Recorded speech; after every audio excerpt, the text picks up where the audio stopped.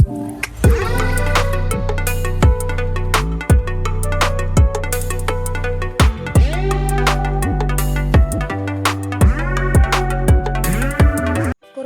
yang dikenal dengan COVID-19 merupakan kumpulan virus yang menginfeksi sistem pernafasan.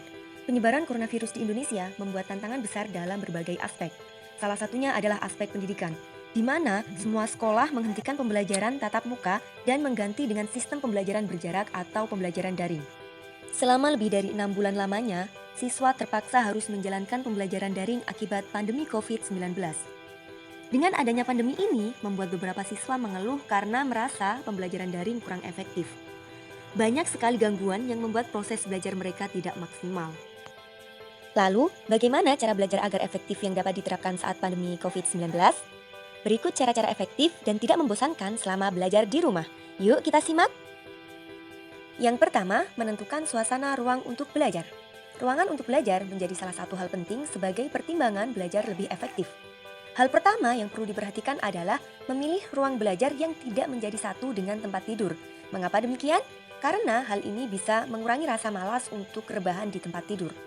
Siapkan tempat yang nyaman dan tidak berisik, sehingga belajar dapat lebih efektif karena minim gangguan. Yang kedua, anggap sekolah daring sama dengan sekolah luring.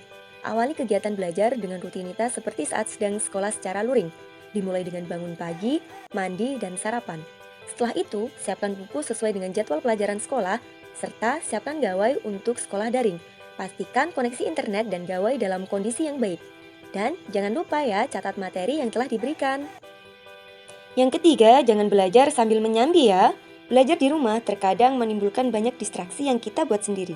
Hal itu karena ketika kita belajar daring di rumah memiliki suasana yang lebih santai dan bisa mengerjakan banyak hal dalam satu waktu.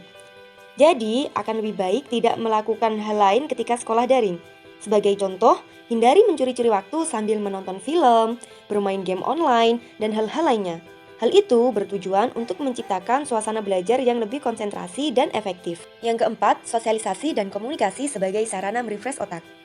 Di masa pandemi COVID-19, menyebabkan setiap orang dituntut untuk di rumah saja, mulai dari bekerja dari rumah dan belajar dari rumah. Yang mana hal tersebut menciptakan suasana yang sangat membosankan. Oleh karena itu, kita juga butuh refreshing agar belajar bisa lebih efektif, yaitu dengan cara bersosialisasi dan berkomunikasi baik dengan teman, saudara, dan bahkan guru. Sosialisasi dan komunikasi di masa pandemi COVID-19 sangat terbatas. Namun, dengan kecanggihan teknologi, kita tetap bisa dapat bersosialisasi tanpa harus bertemu langsung. Semisal, dengan cara video call maupun pesan singkat. Kita juga bisa membuat grup chat khusus untuk membahas tugas yang telah diberikan. Dan yang kelima yaitu menjaga kebersihan. Di saat pandemi COVID-19, menjaga kebersihan merupakan hal terpenting yang harus dilakukan. Mulai dari rajin mencuci tangan dengan sabun, membersihkan perangkat belajar, dan ruang belajar yang harus dilakukan secara rutin. Selama pandemi COVID-19 ini, mengharuskan setiap orang memakai masker jika keluar guna menjaga diri dari keramaian luar.